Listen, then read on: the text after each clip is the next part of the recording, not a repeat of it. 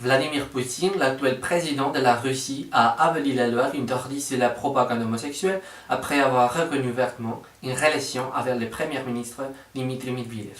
Rappelons-nous, ce texte législatif ne permettait pas de parler sur l'homosexualité auprès des mineurs sous peine de sanctions ou prison.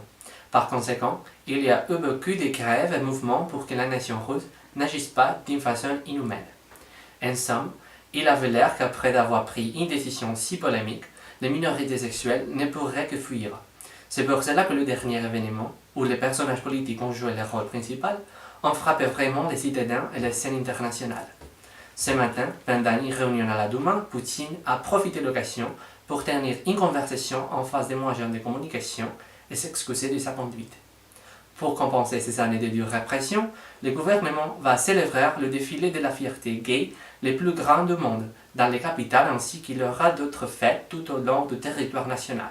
Pour compenser ces années de dure répression, le gouvernement va célébrer le défilé de la fierté gay les plus grands du monde dans la capitale ainsi qu'il y aura d'autres fêtes tout au long du territoire national. Ensuite, pendant cette célébration, qui aura lieu l'année prochaine, les deux villes principales changeront leur nom pour sympathiser avec le collectif LGBT. Moscou s'appellera Moscou et Saint-Pétersbourg deviendra Saint-Pétersbourg. Bien que le peuple russe ait reçu ces nouvelles aisément, les familles de Poutine et Medvedev ont décidé de ne pas se prononcer. Scientifiques japonaises ont inventé un dispositif pour l'apprentissage artificiel.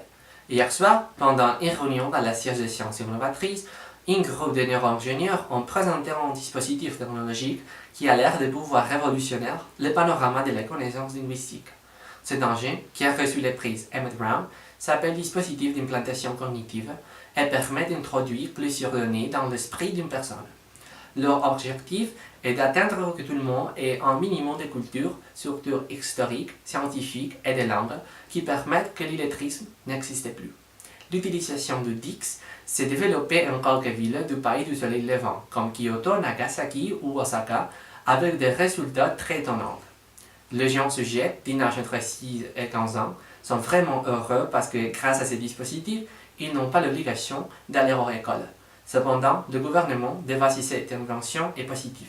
Les enfants auraient l'expérience et connaissances mûres sans l'effort d'apprendre et sans l'enrichissement d'avoir une enfance basée sur l'enseignement.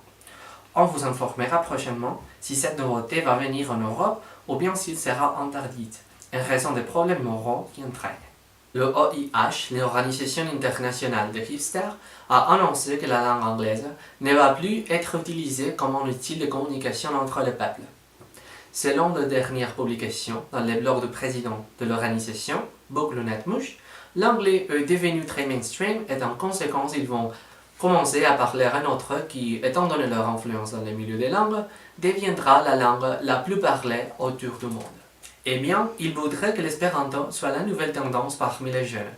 Prochainement, les étudiants l'étudieront au lycée et toutes les sommes internationales se dérouleront en espéranto. Mais pour l'instant, on gardera l'idée de voir les anglophones souffrir en essayant d'étudier une langue étrangère, comme on a déjà fait, tant qu'on qu'elle la revit.